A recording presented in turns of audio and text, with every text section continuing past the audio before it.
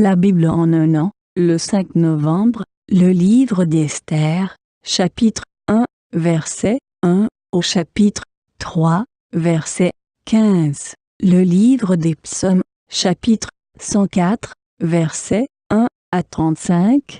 Le livre des proverbes, chapitre 27, versets 12 et 13. L'évangile de Jean, chapitre 5, versets 31 à 47.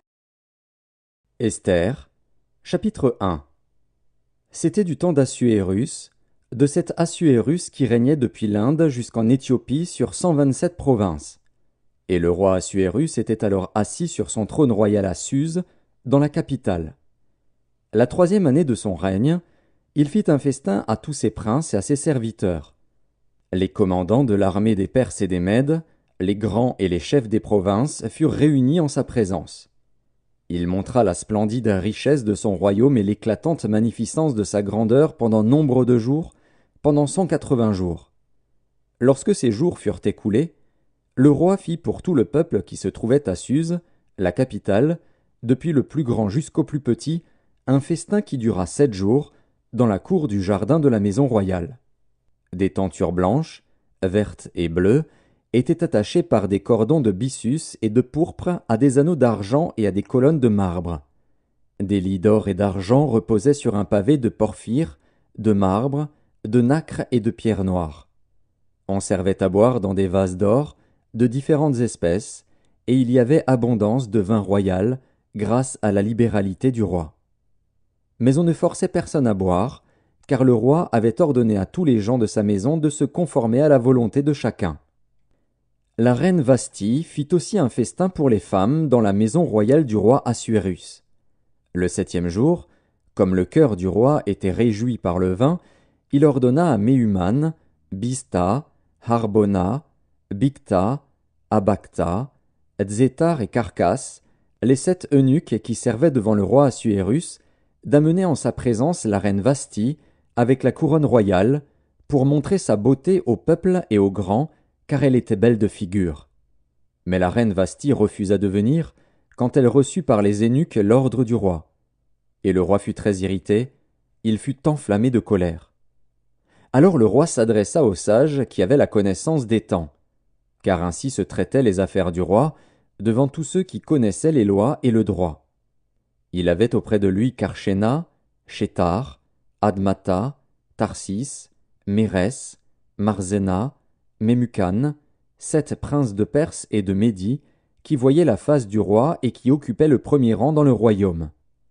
Quelle loi, dit-il, faut-il appliquer à la reine Vasthi, pour n'avoir point exécuté ce que le roi Assuérus lui a ordonné par les eunuques?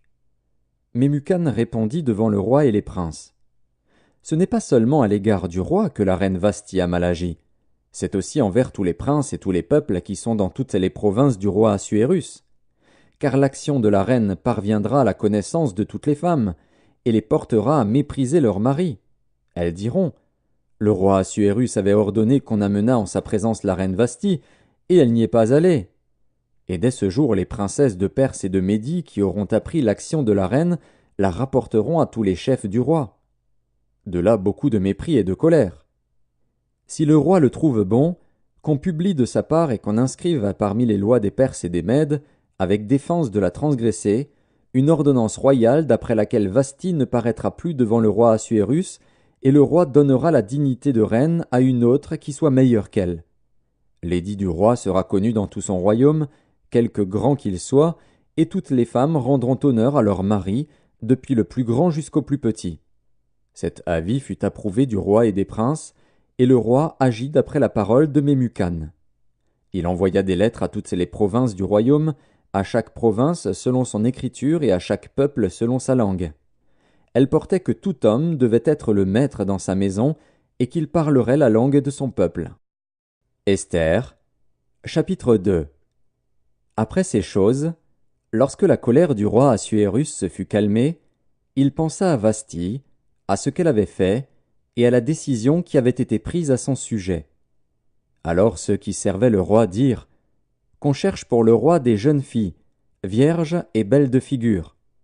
que le roi établisse dans toutes les provinces de son royaume des commissaires chargés de rassembler toutes les jeunes filles, vierges et belles de figure, à Suse, la capitale, dans la maison des femmes, sous la surveillance d'Égée, eunuque du roi et gardien des femmes, qui leur donnera les choses nécessaires pour leur toilette. Et que la jeune fille qui plaira au roi devienne reine à la place de Vasthi. Cet avis eut l'approbation du roi, et il fit ainsi. Il y avait dans Suse, la capitale, un juif nommé Mardochée, fils de Jaïr, fils de Chiméi, fils de Kis, homme de Benjamin, qui avait été emmené de Jérusalem parmi les captifs déportés avec Jéconia, roi de Juda, par Nebuchadnezzar, roi de Babylone. Il élevait Hadassa, qui est Esther, fille de son oncle, car elle n'avait ni père ni mère. La jeune fille était belle de taille et belle de figure. À la mort de son père et de sa mère, Mardochée l'avait adoptée pour fille. Lorsqu'on eut publié l'ordre du roi et son édit, et qu'un grand nombre de jeunes filles furent rassemblées à Suse, la capitale, sous la surveillance d'Égaï, Esther fut aussi prise et conduite dans la maison du roi, sous la surveillance d'Égaï, gardien des femmes. La jeune fille lui plut et trouva grâce devant lui. Il s'empressa de lui fournir les choses nécessaires pour sa toilette et pour sa subsistance, lui donna 7 jeunes filles choisies dans la maison du roi, et la plaça avec ses jeunes filles dans le meilleur appartement de la maison des femmes. Esther ne fit connaître ni son peuple ni sa naissance, car Mardochée lui avait défendu d'en parler. Et chaque jour Mardochée allait et venait devant la cour de la maison des femmes, pour savoir comment se portait Esther et comment on la traitait. Chaque jeune fille allait à son tour vers le roi Assuérus, après avoir employé 12 mois à s'acquitter de ce qui était prescrit aux femmes. Pendant ce temps, elles prenaient soin de leur toilette, 6 mois avec de l'huile de myrrhe, et 6 mois avec des aromates et des parfums en usage parmi les femmes. C'est ainsi que chaque jeune fille allait vers le roi. Et, quand elle passait de la maison des femmes dans la maison du roi, on lui laissait prendre avec elle tout ce qu'elle voulait. Elle y allait le soir, et le lendemain matin elle passait dans la seconde maison des femmes, sous la surveillance de Shaashgaz, eunuque du roi et gardien des concubines. Elle ne retournait plus vers le roi, à moins que le roi n'en eût le désir et qu'elle ne fût appelée par son nom. Lorsque son tour d'aller vers le roi fut arrivé, Esther, fille d'Abikaïl, oncle de Mardochée qui l'avait adoptée pour fille, ne demanda que ce qui fut désigné par Égaï, eunuque du roi et gardien des femmes. Esther trouvait grâce aux yeux de tous ceux qui la voyaient. Esther fut conduite auprès du roi Assuérus, dans sa maison royale, le 10e mois, qui est le mois de Tébet, la 7e année de son règne. Le roi aima Esther plus que toutes les autres femmes, et elle obtint grâce et faveur devant lui plus que toutes les autres jeunes filles. Il mit la couronne royale sur sa tête, et la fit reine à la place de Vasthi. Le roi donna un grand festin à tous ses princes et à ses serviteurs, un festin en l'honneur d'Esther. Il accorda du repos aux provinces, et fit des présents avec une libéralité royale. La seconde fois qu'on assembla les jeunes filles, Mardochée était assis à la porte du roi. Esther n'avait fait connaître ni sa naissance ni son peuple, car Mardochée le lui avait défendu, et elle suivait les ordres de Mardochée aussi fidèlement qu'à l'époque où elle était sous sa tutelle. Dans ce même temps, comme Mardochée était assis à la porte du roi, Bigtan et Téresh, 2 eunuques du roi, gardes du seuil, cédèrent à un mouvement d'irritation et voulurent porter la main sur le roi Assuérus. Mardochée eut connaissance de la chose et en informa la reine Esther, qui la redit au roi de la part de Mardochée. Le fait ayant été vérifié et trouvé exact, les 2 eunuques furent pendus à un bois. Et cela fut écrit dans le livre des Chroniques en présence du roi. Esther, chapitre 3. Après ces choses, le roi Assuérus fit monter au pouvoir Aman, fils d'Amédatha, l'Agagite. Il l'éleva en dignité et plaça son siège au-dessus de ceux de tous les chefs qui étaient auprès de lui.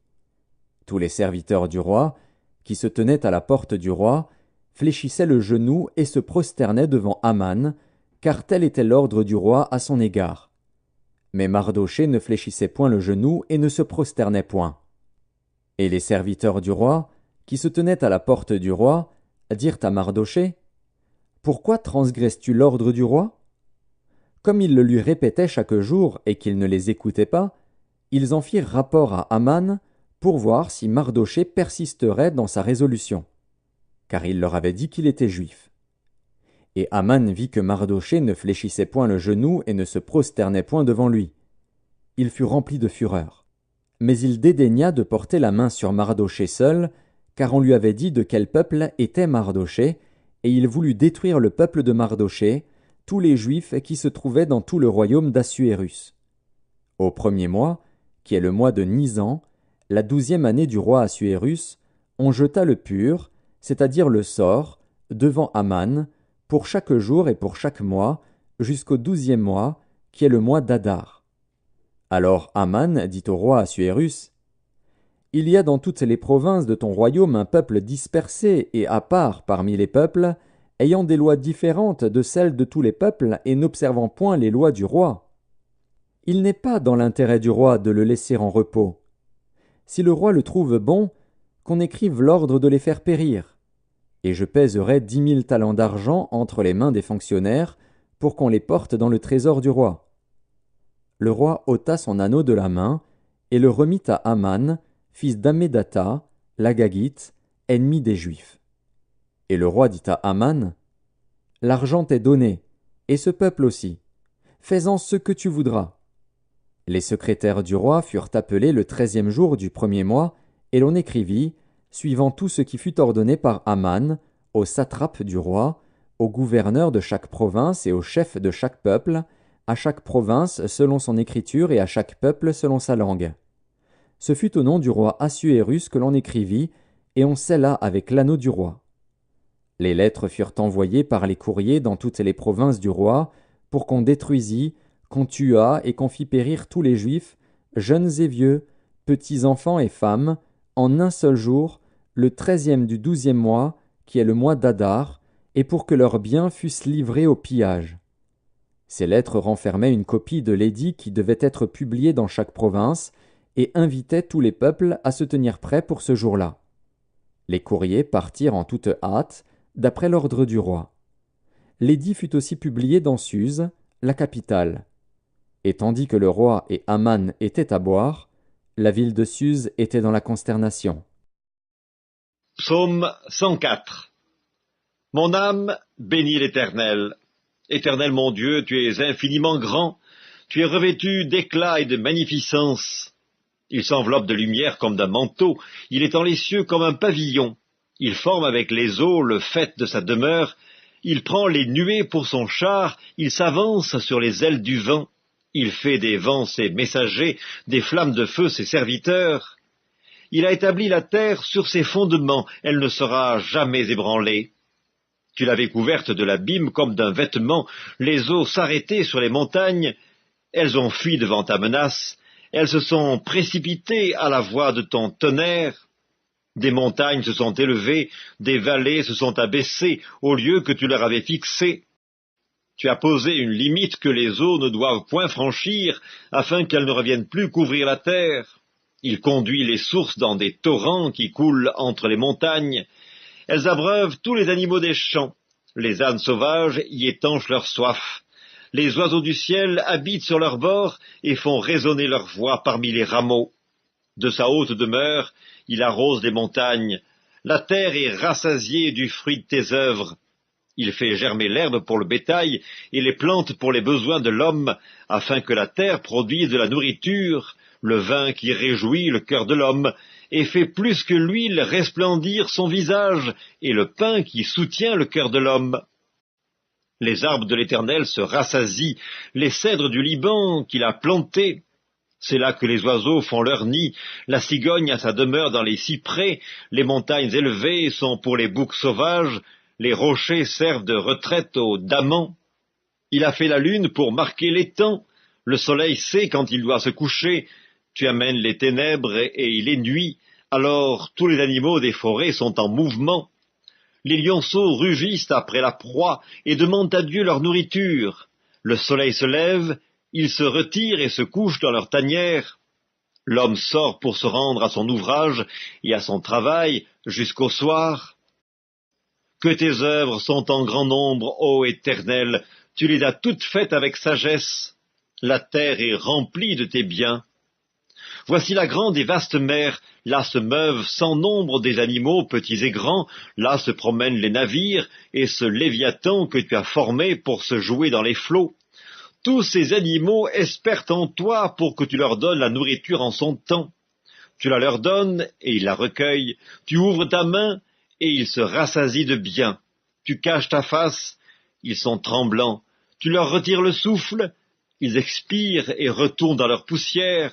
Tu envoies ton souffle, ils sont créés, et tu renouvelles la face de la terre. Que la gloire de l'Éternel subsiste à jamais, que l'Éternel se réjouisse de ses œuvres.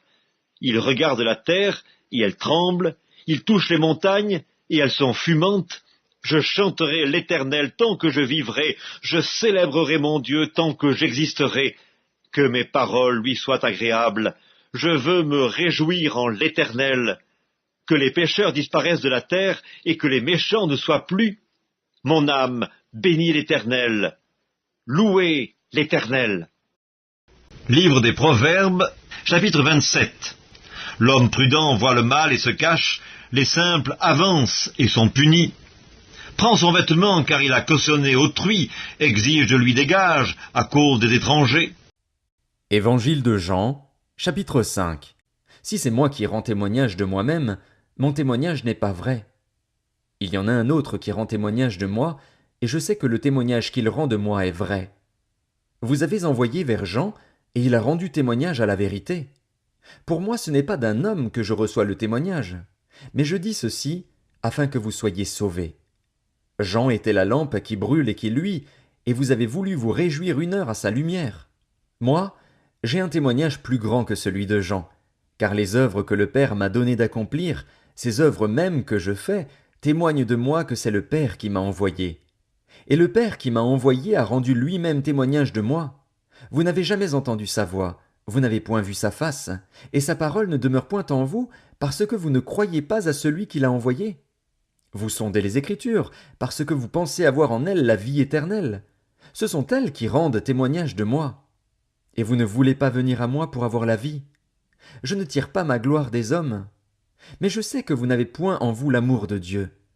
Je suis venu au nom de mon Père, et vous ne me recevez pas. Si un autre vient en son propre nom, vous le recevrez. Comment pouvez-vous croire, vous qui tirez votre gloire les uns des autres, et qui ne cherchez point la gloire qui vient de Dieu seul? Ne pensez pas que moi je vous accuserai devant le Père. Celui qui vous accuse, c'est Moïse, en qui vous avez mis votre espérance. Car si vous croyiez Moïse, vous me croiriez aussi, parce qu'il a écrit de moi. Mais si vous ne croyez pas à ses écrits, comment croirez-vous à mes paroles?